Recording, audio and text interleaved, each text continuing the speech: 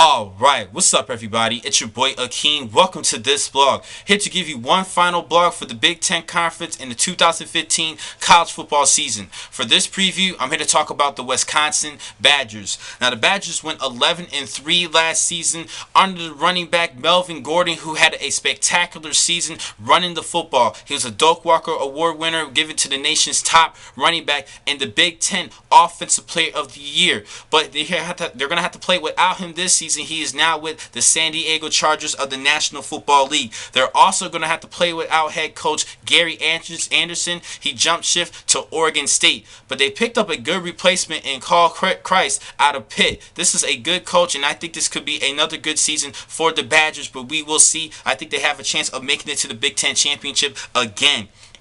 Now, last year, they were 4th in the nation in running the football with 320 yards because of the efforts of Melvin Gordon. And this year, the feature back will be Corey Clement, who I think will be having a great, at least 1,500 yards rushing this season. I think this team is a great running team, and the head coach is coming from a good running back as well at Pitt Panthers. The ACC Offensive Player of the Year winner, James Conner, the running back. And I think he's going to work well with Corey Clement. Now, as far as the quarterback position, they need to do a better job.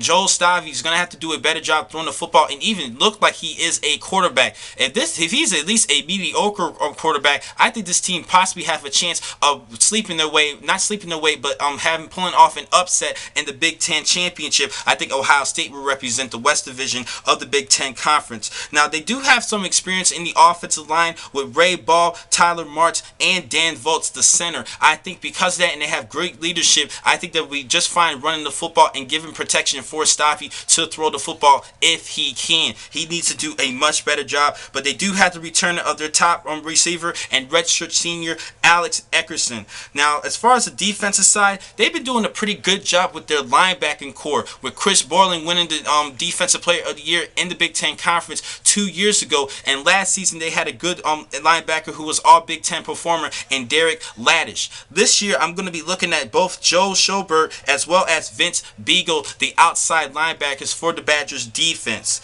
Now, as far as their recruits, they did an okay job. They did pick up the number 23 safety in Ayrton Farrer, as well as a good cornerback in a couple of good running backs, the number 29 running back in Bradrick Shaw, and the number 32 running back in Jordan Stevenson. They actually made a great decision going to Wisconsin to produce well as running backs. They could be a great tandem in the later years in college football for the Badgers. And lastly, they did pick up the number 12 quarterback in Austin Kofeitas. He possibly can start as a true freshman. I don't have any hope on Joel Stave, and I think that Austin can take over going to further on in this season, but this is Joe Stave's job as of today.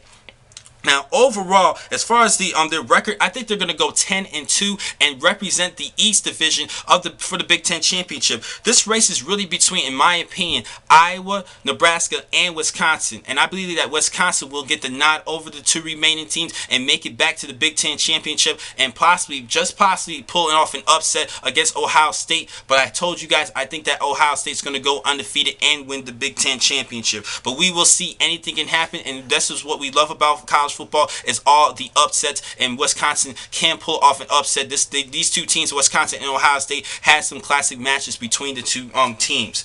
Now, the next time I'm going to catch you guys will be on Monday overnight, Tuesday morning during my shift, in which I will talk about the ACC conference and give you a preview of each of the teams. Thank you for watching today's vlogs. I'm your man, Keen McCall. Be easy.